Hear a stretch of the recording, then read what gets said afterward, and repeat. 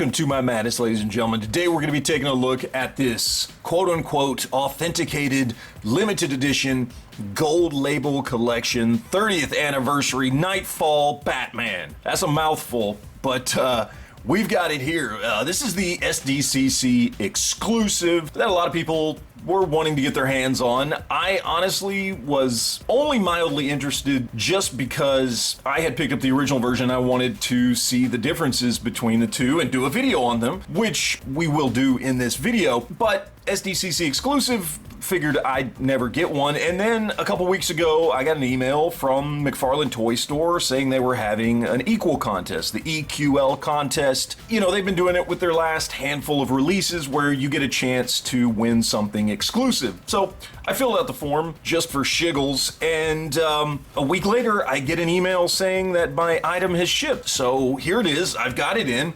Before we look at the figure itself, I wanted to show you guys the package here. It's a pretty cool display. I mean, it looks nice. You know, you've got the logo there on the front. I love the back side of it, actually, is what I love, which is some art from the actual Knightfall storyline. I can't remember which cover this was, but this was one of the covers from that whole storyline back in the early 90s. I love that piece of artwork right there. I would definitely, if I was going to display this, I would display it with this on the back because I think it just looks fantastic.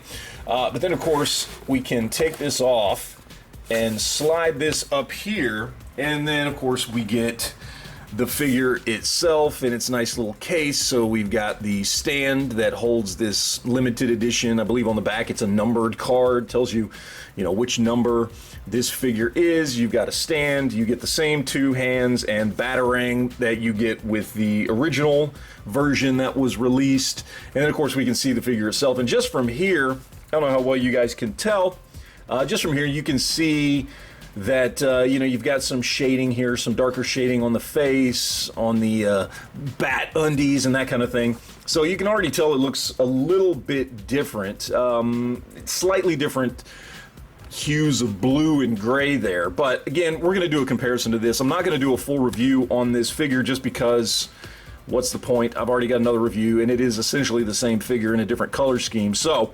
anyway, we're gonna go ahead, take this guy out of the package, crack him open, and see what we've got inside.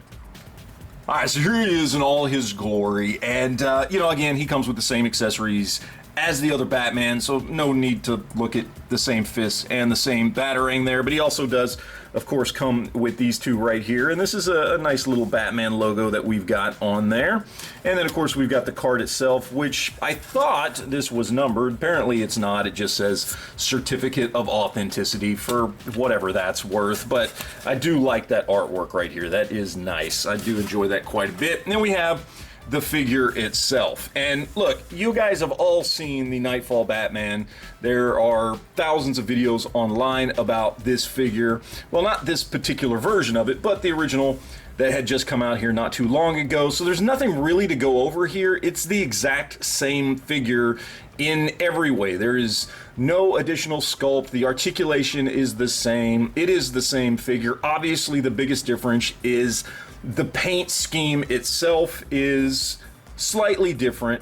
Some would say slightly improved, but I'll let you make your own determination on that. So really, what this video comes down to is going to be comparing it to the original version right here. And this is what we've got here, guys. I mean, this is essentially what it boils down to, is the difference in paint. There is a, in my opinion, significant difference in the paint scheme of both of these figures. I say paint, it's all molded plastic, but you guys know what I'm talking about here. This figure looks more comic book accurate than this one does. This one looks great. I still maintain that overall this figure in general, either version, is still probably the best version of Batman we've gotten from Mcfarlane Toys. So either one is good, but this one, as you can see, has the slightly darker gray on the bodysuit, which is more comic accurate, and the darker blues, which is more comic accurate, and then of course has the shading around the face and on his bat underoos right there, which again, more accurate to how the character is drawn more often than not. So while both are really good figures, I do think this is clearly the better figure. I don't think there's any debating that. I'm sure you guys have seen pictures of both of these next to each other. There's not really a lot to go into here. They are the exact same figure, but of course, this one's done up a little bit better, which this leads me into the whole Mcfarlane issue that I have right now about how they intentionally release substandard versions of characters, knowing they're going to release the version everybody wants later on, just to sell more figures. They've done it many, many times. I find it incredibly annoying. I think it's kind of a cheat to their fans and fans of these characters, in my opinion. It's one of the issues I have with Mcfarlane, and it's certainly something that they did here. There's no doubt about that whatsoever.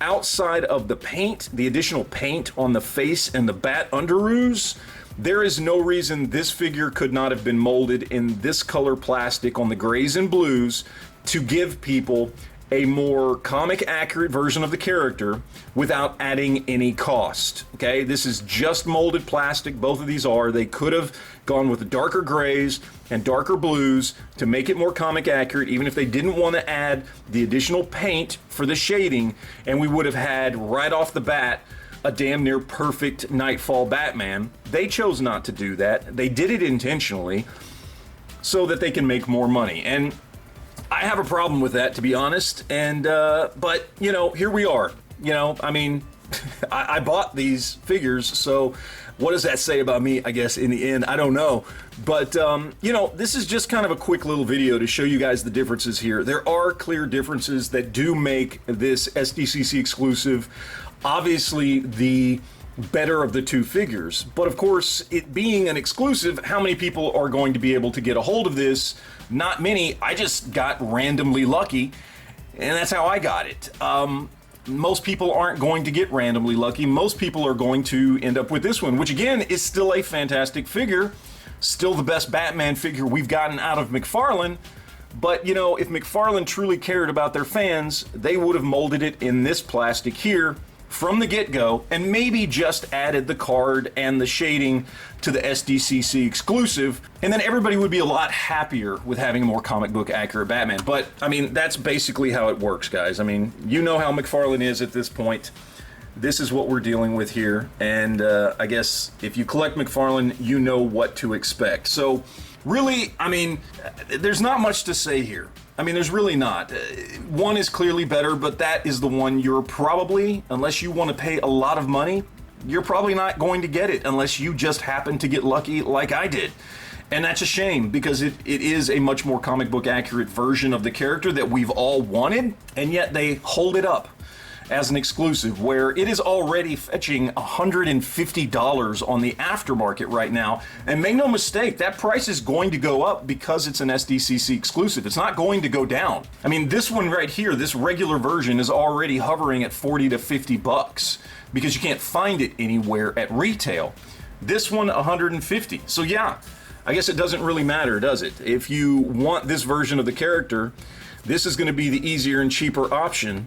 This one is going to be ridiculously expensive. So anyway, guys, I would love to hear what you think in the comment section down below. Let me know not only what you think of this new version of this figure. Do you think it's better? I mean, I think it clearly is, but would love to hear from you guys. But also, what do you think of Mcfarlane doing this stuff over and over and over again? They did it with Tim Drake Robin.